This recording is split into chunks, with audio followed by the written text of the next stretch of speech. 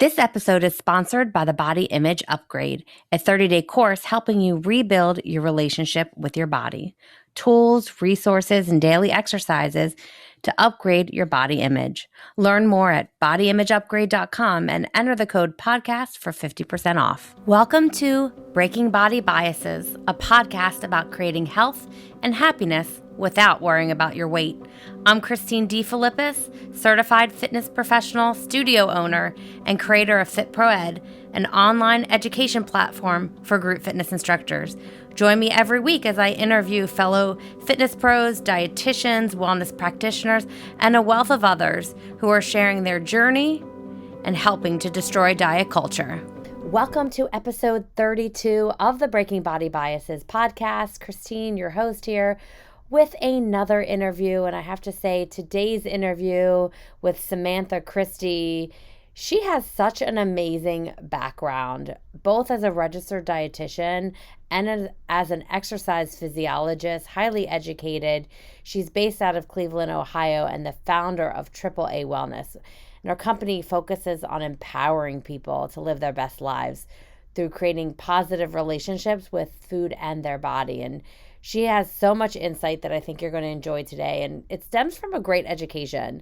She has her master's degree from Colorado State University and her undergraduate degree, a BS in kinesiology from Penn State. I think my husband's going to like that. And some other people I know that are listening that are huge Penn State fans. And she's worked in the fitness industry for almost a decade now. She works with clients one-on-one in order to provide lifestyle and behavior changes to help them, again, live their best lives. She specializes in disordered eating and eating disorder recovery, having struggled herself. And she's applied the intuitive eating and health at every size paradigms to her practice. Sam follows an all foods fit approach, and she really helps people find food freedom.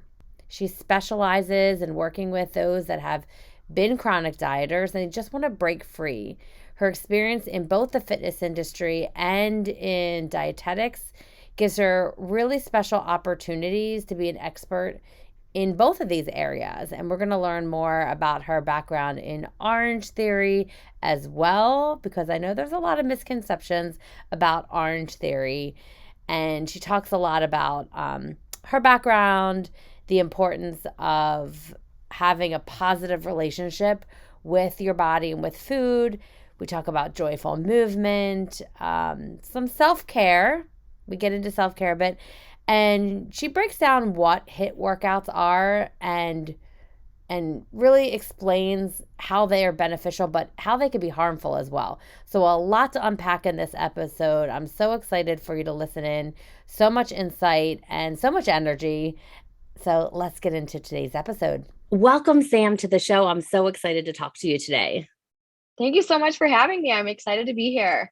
I always like to find out someone's background before we get deep into all the information, all the insight that you're going to share, because you have a background in exercise and in nutrition. You got your degree in kinesiology, and you also are a registered dietitian. So you have a big scope of practice. How did you get here? How did you get into this industry and doing what you do now? So let's go back in time and hear about your story. Yeah, so I grew up dancing. I think that's important just because there's so much, body and body image and leotards and tights. Like you can take what you will from that. So I grew up dancing. So I was always very aware of movement, and movement was like so expressive for me through dance. And when I got to college, I was still dancing and I was studying kinesiology. I originally went to Penn State thinking that I wanted to become a physical therapist because I wanted to help people just move better and live better. And I've always kind of believed that movement was very empowering. And then in doing my clinical internship, if you will, I was just telling people to tap their toes. And I was like, okay, there has to be more to this. I can't do this. So I switched and I kind of double majored in movement science as well as fitness. And that led me to becoming a personal training. And to be honest, when I first got into personal training, I was like, I don't know how long I'll be in this. I still teetered on going to physical therapy school. And it really wasn't until I found my niche, which happened to be with training women, And at the time, it was a lot of women from all over that had various goals. And I frequently took on people that were living in larger bodies just because I felt like they were stigmatized in the gym and other trainers wanted like elite athletes. So I started working in fitness and I realized how powerful movement can be, just in the sense of how empowering it can be. Like people's goals were so much more than aesthetics with me from the get-go. It was always like, I want to be able to get up and down off the floor so I can see my grandchildren, or I want to be stronger so that when I travel, I can put my suitcase in the overhead compartment bin. That resonated with me so much, of being able to train for life, right? Aesthetics wasn't necessarily an important part. I think a lot of people, clients wise, came to me for that reason, but I was always like, we're going to do it this other way. I didn't really know at the time that it was like a whole movement, like health at every size aligned, until later when I got to graduate school. But I was kind of doing it before it was really a thing, just empowering people. And so then I went through my own history with dieting, if you will. I became a plant-based vegan, and that was just a slippery slope to disordered eating and orthorexia for me. And I worked with a dietitian to get out of it, and she kind of was the first person to introduce me to intuitive eating. And I was like, whoa, this is groundbreaking. This is such a different perspective, but it really makes sense. I didn't completely buy into it I bought into it at the time, but I was like still kind of faking it, still kind of in diet culture, because I didn't have anyone else really showing me or leading any other way. So I went to graduate school, and literally while I was in graduate school, I was sitting in class with my professor talking about intuitive eating, and numbers were just swirling in my head. The obsessive counting was in my head. And I was like, Sam, you have to get it together. Like, you can't do this anymore. I went to grad school knowing I wanted to help people with food and with an eating disorder. And yet I was still struggling. I was like, this can't happen anymore. So luckily I worked with a team of dietitians at school, literally my professors, my peers, got a lot of help through it, literally intuitive eating. And then I met this woman, Christy Chard, who is one of the founders of Smart Fit Girls, which is a empowerment program for young adolescents. It empowers them through strength training to improve their relationship with their body. And I was like, whoa, this is it. This is what I was meant to do. And so I connected with her. I coached for them. I created a curriculum for them in grad school on intuitive eating. And it just like combined my whole world of food, healing your relationship with the body, healing your relationship with food, intuitive eating, health at every size, training for life. And it just like all made sense. I became a registered dietitian so that I could work with eating disorders and disordered eating, chronic dieters, because I saw it so frequently in the fitness world. I mean, it was just rampant, and it still is. So that led me to where I am today. So you mentioned that you work with people with eating disorders, having struggled yourself. You mentioned that you struggle with orthorexia. So can you explain to some listeners that we usually always hear about like bulimia or anorexia, but this orthorexia is so common in the fitness industry. Can you share with listeners what that is and maybe some advice in this area? Yeah. So orthorexia is an obsession basically with clean eating or being clean and pure. And it's oftentimes covered up by dieting because dieting has become so normalized. And so oftentimes people won't realize that their obsessive behaviors with having to eat a certain way or having to exercise for a certain amount of time, for a certain amount of calories, it's this obsessive counting and this obsessive obsession with wellness, if you will, is what orthorexia is. And it's commonly either not diagnosed or it's completely missed because people just say it as, oh, you're being healthy. But you're not. It's healthy taken to an unhealthy level that is obsessive. So for me, I struggled for a while, but through therapy, working with a dietitian and really getting a handle on my own biases and whatnot. I'm able to be, fully in recover and now help people in that same sense. But I think orthorexia is probably one of the hardest ones to recognize, because it's normalized in society. Literally, it's normalized and it's praised, which makes it really tricky. But definitely, if you feel that your thoughts are kind of consumed by dieting or exercise, it's just like an obsession that takes over your life. It's probably not healthy anymore. Yeah. Speaking from experience, it is not healthy in any way. And it is so, like you mentioned, it is so prevalent and it's so acceptable. It's Yes. praised, it's looked at as if you are strong and you have all this willpower and dedication, and it's so toxic. So let's talk about some toxic culture that we see in the fitness industry. So I think just from a perspective that I see a lot is over exercising, like working out 7 days a week. There's a go hard or go home mentality. Like we can't always go hard. That literally makes no sense and it's not good for your body. I was speaking to I coach for Orange Theory, and I was finishing a class and I was trying to remind them of taking rest and recovery and how important that is for our body, because we would never recommend that someone do high intensity interval training 7 days a week, let alone 5. Literally, our max recommendation is 3 to 4. And yet people are coming in 7 days a week. And I was like, this is like when you are at work and you are stressed all the time. How does that feel? Terrible. It feels terrible. I was like, that's what you're doing to your body by doing these workouts every single day. It's chronically tired. It's chronically fatigued. It's chronically inflamed. That's not being helpful. Like, I understand these workouts make you feel good and you get that endorphin high, but you also need rest and balance and low intensity and workouts that are less strenuous. And so I think there's just like this toxic mindset of more is better.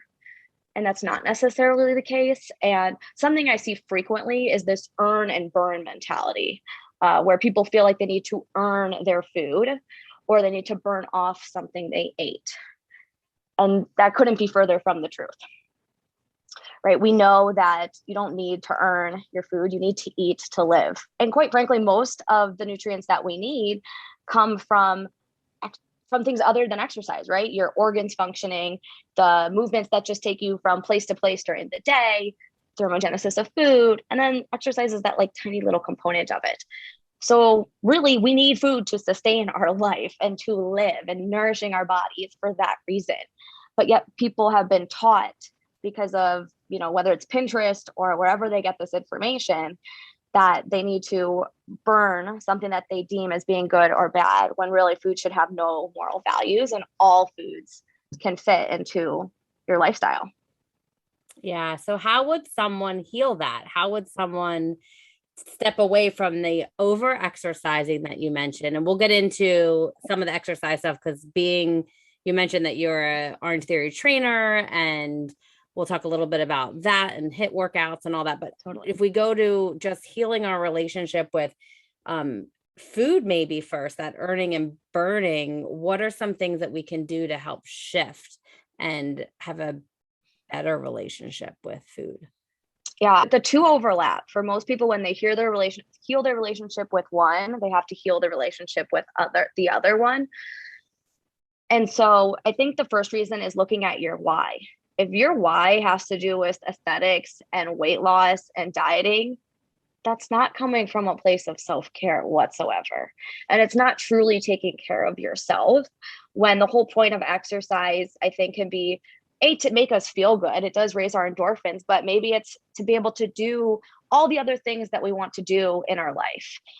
I love this term that I guess I've kind of coined, but intuitive strength, of training for all the other things that you want to do in your life, whether it's kayaking or surfing or traveling or playing with your dog, your kids, your grandchildren, but like training for life. And so reevaluating your why for exercise. And if it has anything to do with food and numbers on the scale and aesthetics, we have to reevaluate that. And I'm really big on setting non-aesthetic goals. So you can still have goals in the gym and still, want to go strength train or do Pilates or increase your flexibility. Those are all things that help you live a more empowered life, but they don't have anything to do with aesthetics. And so we have to separate kind of aesthetics and our reasons for moving, if you will. And then I think also is finding movement you genuinely enjoy. Joyful movement, like not doing something because you think you have to do it, but doing something because you get to do it, right? You get to celebrate what your body can do. And it can look so differently and is going to look so different for someone and for everyone. I think a lot of people tie their identity to the workouts that they do. So it's, well, I'm an OTFer, or I do Peloton, or I'm a runner, I'm a jogger. And I'm like, I just like move my body in a million different ways. And every day it looks a little bit different and it's fine. So separating some of the pieces, but really getting down to your why. And the same kind of goes for with food too, is looking at just not what you're eating, but why are you eating it? So like Wow. it's one thing to eat the kale, but if you don't really like kale, why are you eating it? Yes. I did a lot of that. I did a lot of eating chicken because it was healthy and I hate chicken. So Yeah, it didn't serve me. I feel that way with brown rice. I like was always eating all the brown rice because it has, whatever. And now I'm like, can I just have white rice, please? Like it tastes better. I'm sorry. I just like it better. Yeah. So with food, it's tricky because there's so much to unpack with food. It can be like trauma related. It could be how we grew up. Like there's a lot to unpack with healing your relationship with food, but the two go hand in hand. And again, it comes down to like, also like, why are you eating that? Or why are you not eating that? Yeah. So you mentioned a few things that I want to unpack here. I love that you say train for life because I think that we all too often are taught to train to for aesthetic goals, to shrink our bodies, especially as women. We have to be Yes. smaller, not even stronger. We're taught to be smaller. So I love that you have that intuitive strength. Is that what you refer to? Can you talk more Yeah. about that? Yeah, so I love strength training. I really do. And I think so many people should do strength training because it just is so empowering. Strength training, I could say, helped heal my relationship with my body, helped me heal my relationship probably with food, with my husband, with myself, just in so many aspects, because I feel like strength training day in and day out shows me that I can do hard things. And life is hard. But if I know that I can swing a 50-pound kettlebell, I know I can handle whatever other hard stuff comes my way. So to me, strength training is so much more than just like lifting weights up and putting them back down. It's training for whatever the external things are that you want to do. So when we lived in Colorado, I strength trained because I wanted to hike 14ers and I wanted to have the strength to be able to get up the 14er and come down. Or I have a 90-pound dog. I want to be able to lift that dog up and get him in the car if I have to. I want to also be able to stop him if he goes to chase a squirrel. And so it's really looking at strength training as not just like doing something to make my biceps look a certain way, but to make myself functional for the rest of my life so I can get up and down off the ground easily, so I can climb the stairs, so that, oh, there's a winery that's a mile and a half away. I'm going to go walk to that winery because I know I can. And then just the mental empowerment of literally just knowing I can take on whatever comes my way. And so that's what I use as an approach to train people as well. That's a great approach. And you even have an academy that you do group programs in. That's the Intuitive Strength Academy. We're going to put your information in the show notes too, so people can connect. I love that. That's just amazing. And you mentioned a little bit about self-care too. So I wanted to get Yes. into because it's something that we ask at the end of every show, like, what's your favorite way to practice self-care? Because we know it's important. So why don't you share with us like the power of self-care in our lives? For sure. I think self-care is like the number one is like the things that you do to make yourself feel good, to take on all the other things that you have to do. Right. And self-care is going to look really different. I think that self-care, it's not just getting manicures and pedicures, which is what I think a lot of people Yeah. think it is. Mm-hmm. And don't get me wrong, I love getting my nails done. There is something to that about self-care. My hands get seen a lot. So I do like to have my nails done because my hands are seen. But is it ultimately what makes me feel good all the time? Maybe not. Self-care should be, I think, something that is both movement based, but you also need to have non-movement based forms of self-care. Because there's days where maybe going for a walk is self-care, getting outside, venting to my husband about all the things, or talking it out, really just breathing fresh air, or seeing my dog happy outside. That is self-care for me because it brings me joy so that I can take on whatever else is in my day. But sometimes it's not going to be movement.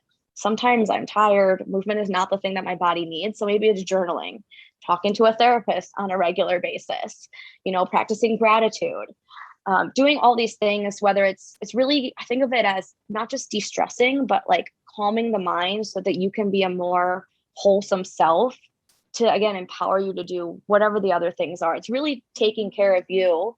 And that's where I think strength training and nutrition can come from a place of self-care, of doing what is best to take care of you so you can do all the other things for your life.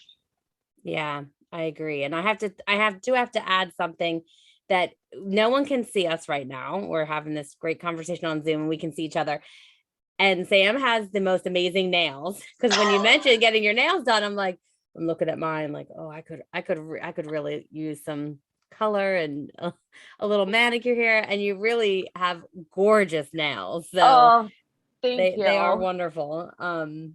But yeah, self-care is so important. And I love all the different ways that you shared that self-care can be. It doesn't just have to be like those. Because the other thing is getting your nails done, getting facials, getting a massage, that can be expensive.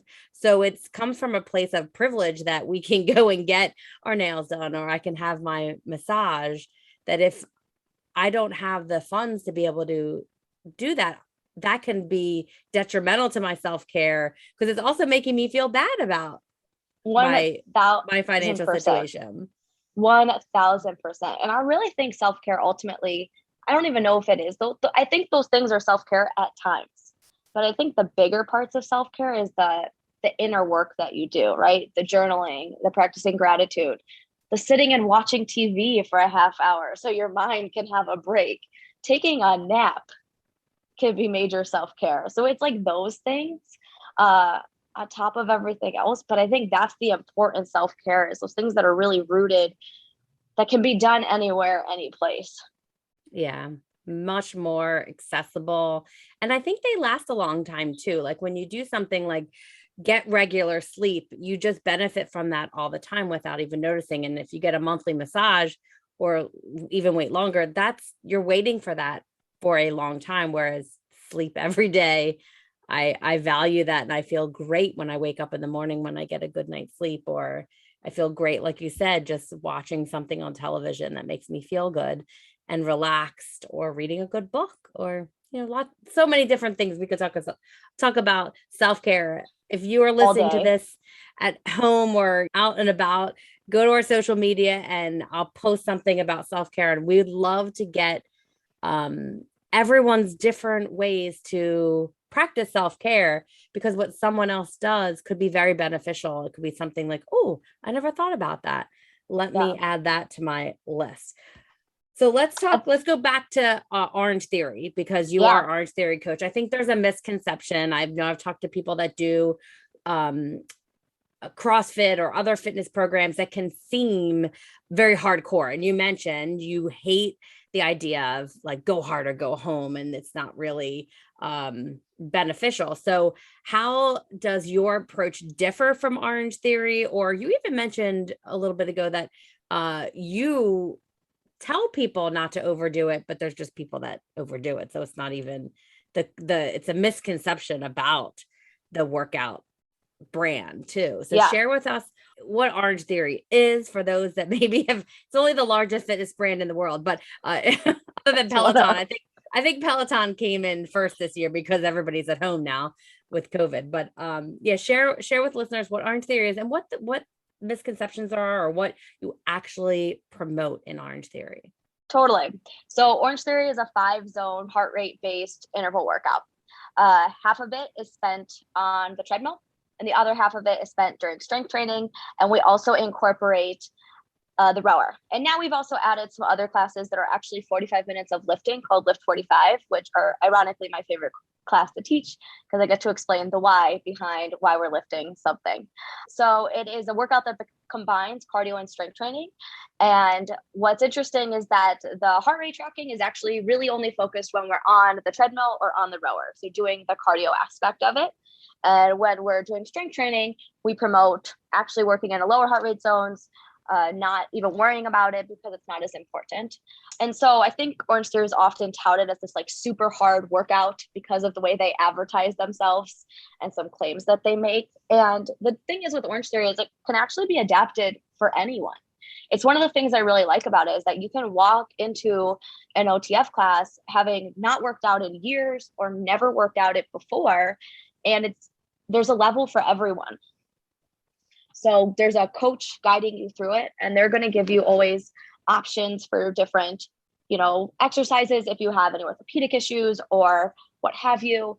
we're making sure that you're safe. That's the beauty of the heart rate zones, is we actually coach to those heart rate zones. And what I think can be kind of confusing about it is that you're given metrics. So every day you're given an email with numbers of kind of how you did. And this is where it gets like people take it competitively, and they've got group chats and all sorts of things, which we never promote. We're not here to do that. As coaches, we're always like, it's you versus you. I think there's a lot of discrepancies maybe within coaches, but I will say of what coaches say. But brand wise, the workout that you do in one city is the same workout you're doing in another city. So it doesn't matter if you're in California, Florida, or Dubai, you're doing the same workout no matter what. So it's a really cool platform. It is a lot of fun. It's under orange lights because that's the color of happiness. You're definitely going to walk out of there feeling successful, and that's our job as a coach. I think what happens though is people have great success with Orange Theory. It is a lot of fun. It's addicting, if you will, because of that high intensity nature of it. You know, you release a lot of endorphins doing it. And so I think what can happen though is we never recommend that people come more than 3 to 4 times a week. And all of a sudden people get that unlimited membership and they're coming 6-7 days a week. And that's where I think it gets kind of hairy, because we don't want to be doing HIIT training that often, right? Even in the research shows us we should only be doing it for 20 to 30 minutes, 2 or 3 days a week. So I think that Orange Theory, because of the metrics behind it, people like take it kind of like a game. And it's kind of like for adults, like an adult sticker chart, right? You're given that like, good job today, which can be really rewarding if you're a number person, but it can also become obsessive if you're a person who just gets too number involved and triggering. So I like to always coach from, again, that perspective of empowerment and intuitive strength. I don't bring up numbers in my class. You'll never hear me use words like calories. And even set points, I remind our members all the time, you know, it's about showing up for yourself. It's about showing yourself that you could do hard things. I don't bring the numbers. I don't celebrate the numbers. And I try to promote it in a way that it can be something that is empowering. But also I always remind members like taking rest days, and that it's about balance and adding more strength training and all the things. So I try to be that little voice of reason in their head. Yeah, because there's toxic verbiage and practices in all fitness. I mean, it's across the fitness industry. So like, it's not a single brand that practices this. And it's good in every brand if there's more instructors like yourself and some of our past guests that are practicing these things where they're not focused on numbers, where they're not focused on food in exchange for your workouts, and that there will be a shift. And then maybe more consumers will say like, oh, maybe I won't go in 7 days a week. I think some of that is because I'm in a fitness studio, so I know that people that get an unlimited membership, there's value in going more often. Totally. But not if you're going to push yourself really hard. Just being mindful. And I think that's where, like you had said about joyful movement, and the reason why you're doing your workouts important. If it's just to make your cost per visit go down, that might not be the best reason. Same way, it may not be the best reason if it's like for punishment or, oh, I ate too much last night, now I have to do an extra workout. 1000%. The numbers thing is very fascinating because there are definitely some people that the gamifying, like you'd mentioned, could be very helpful. But anyone that's having a history of disordered eating or disordered exercising, where you're really obsessive, like we talked about, it could be dangerous. So I appreciate you removing that from your classes and still keeping people motivated, because you just never know who steps in your class. I know that I have instructors too, that they don't have any triggers, but you don't know the person coming in. So really being on the safe side and the least amount of harm possible is helpful. So you mentioned something about HIIT workouts. So let's get into a little bit about HIIT workouts, because that is the buzz workout right now. Share with us again what a HIIT workout is, what you'd recommend, and is it harmful? Is it for certain people, or is it not for certain people? Yeah, so HIIT workouts are high intensity interval training. That's what it stands for. And it's basically designed to be a work and a rest ratio. So for example, it's like a Tabata, if you're familiar with that, which is 4 minutes, 20 seconds on, 10 seconds rest. Tabata is for run for 4 minutes. So there's 8 rounds. That's a very aggressive work to rest ratio, just so everyone knows. 2 to 1 is very challenging. So a HIIT training could be something as simple as 30 seconds on, 30 seconds off. It's any form of repeated exercise, if you will, that you do for a high intensity. Again, so you're doing it for a very short period of time, 30 seconds to a minute, and then you're giving yourself rest, ideally rest. Those ratios can change. Like I said, Tabata is going to be a harder version because it has twice as much work to the amount of rest that you're given. Whereas you do something 1-to-1, meaning like you have the same amount of work to rest, it's going to feel a little bit different. So HIIT training was developed to be in a short form effective workout. So to be something that's done for 20 minutes, maybe 30 minutes max, certainly not something that's done for an hour. That was the whole point, was something that is short and effective. And the research has shown that it can be effective when done A, correctly, B, with ample rest, and C, only done for small bouts. So 10, 20, 30 minutes, not necessarily, again, for an hour. I think HIIT training became very popularized because diet culture sold it as a quick way to lose weight. And we know that diet culture is there to make money, right? $70 billion industry trying to make money off you. And that's exactly what it was doing. So it took HIIT training and extrapolated it for other stuff. I haven't read the research necessarily on any truths behind those claims, but I know that's kind of why it's been sold, is weight management, if you will. And HIIT training can definitely be an effective short workout. Like if you only have 20 minutes of time, doing a Tabata workout, you're going to sweat, you're going to get your heart rate up. It's going to be cardiovascular. It can be strength training. It can be very effective when A, done correctly, and B, in short bouts. I think where it becomes harmful is when you see people doing it A, back to back. So 5, 6 days in a row, even 4 days in a row, not getting ample rest, and not just rest in between your work and your like rest during the workout, but actual rest in between your days of workouts.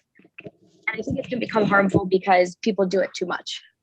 Because again, it's very effective. You sweat, your heart rate's up, like everything that, like, if that's what you want out of a workout, you're going to get it in a short period of time. I think it's great once or twice a week, but it's definitely not something that should be done really more than once or twice a week would be my recommendation. It doesn't need to be done. And there's so many other great forms of exercise as well. So how do you think that aligns with joyful movement? Because we talked in the beginning about finding something that you enjoy doing. Can they work together? Can HIIT workouts and joyful movement exist together? Yeah, I think they totally can. I think we talk about in the Intuitive Strength Academy how like stress and the stress you put on your body during a workout correlates, right? So, and for everyone, it's going to be a little bit different. I do think this is so nuanced, but like the higher stressed you are, the less intense of a workout you should probably do for good self-care, right? If you're really looking at exercise as a form of self-care, then more stressed you are, let's not raise your cortisol levels with a high intensity workout. Let's bring those down. So maybe more of a walk. If you're not stressed, you're feeling energized, you're feeling good, might be a great day for a HIIT workout, right? You have that extra energy to use in a workout. That being said, I know for me, sometimes when I am stressed, I just want to sling some kettlebells. I love kettlebells. And so to be like 2 days ago, and like 15 minutes, I was like, I just need to sling some bells. And so that's what I did, is I did swings and snatches, and it was higher intensity, but again, it only lasted 15 minutes. So I kept it really short.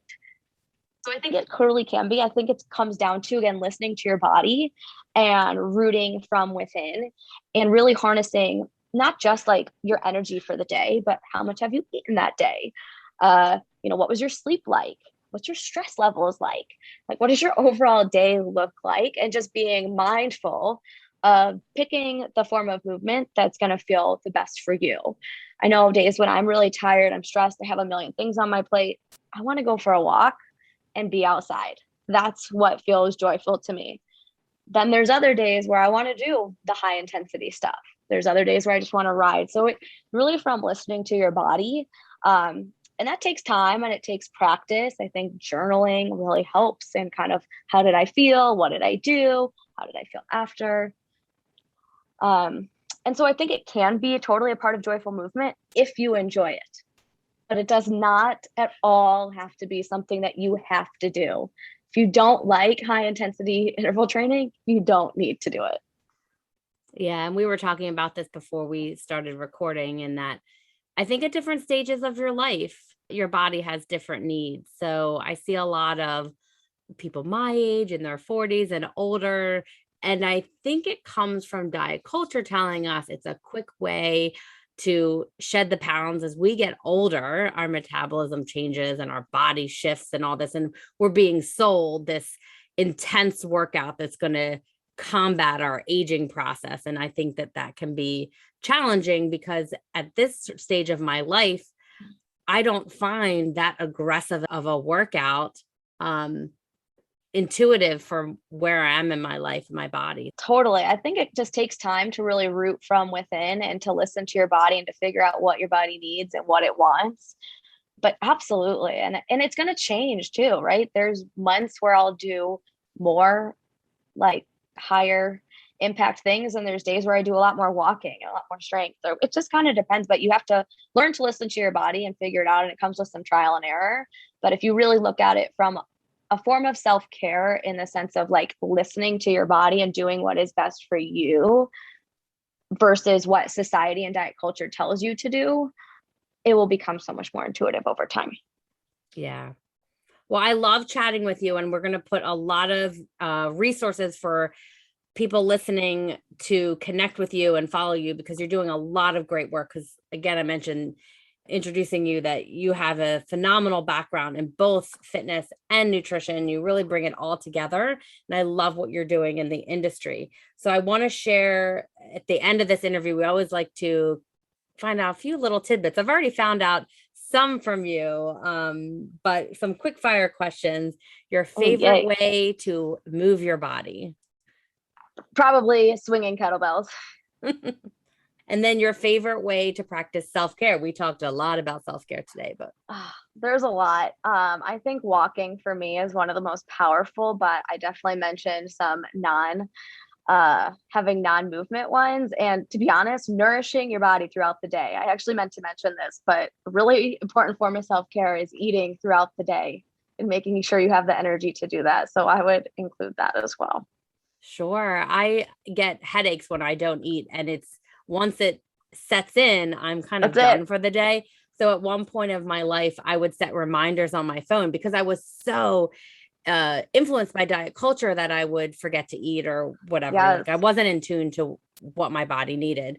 So setting those alarms. So I agree, nourishing your body throughout the day. My family calls me a grazer because I'm constantly nourishing, because I don't want to get to that physical state of feeling achy and migraines. And so what's your favorite music? Could be an artist, a genre, maybe a song that's inspiring you right now.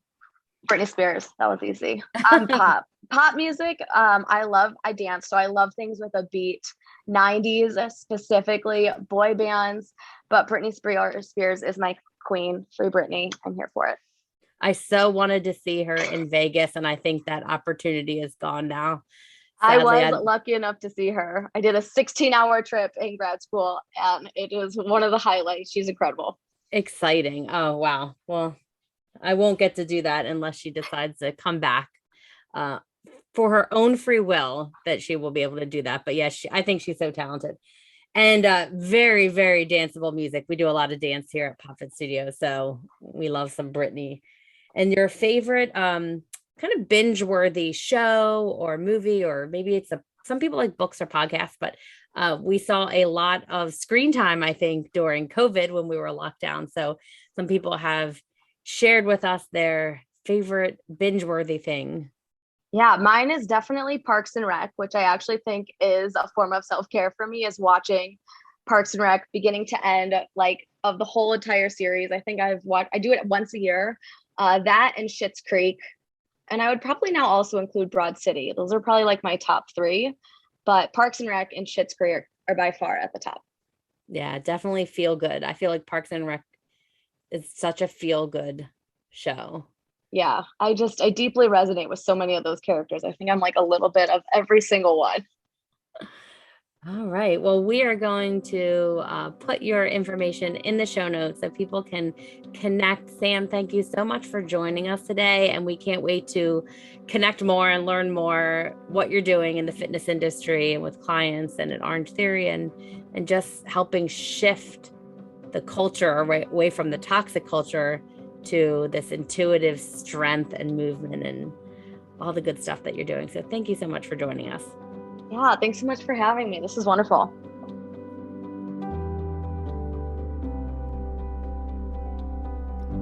So I hope you enjoyed this week's episode with Sam. So much great insight, and I really am hopeful when I talk to people like Sam and some of the other guests that we've had on the show. I have so much positive energy about the future. I once felt very isolated and alone, and I feel like there are so many people that are doing this amazing work and changing the narrative and getting rid of diet culture and making everyone feel empowered and just their best selves. So more to come from Sam, I know, in the future. And if you'd like to connect with her, I have put all of her information in the show notes, and I look forward to working with her more in the future. And if you'd like to connect with us, ask us questions, ask our guests questions, in addition to seeing the show notes on our website, you could also find out more about all of our guests, and you can leave us a message. Go to breakingbodybiases.com. And if you like this week's episode or any of our episodes, go ahead and review the episode. It really helps others find out about our show.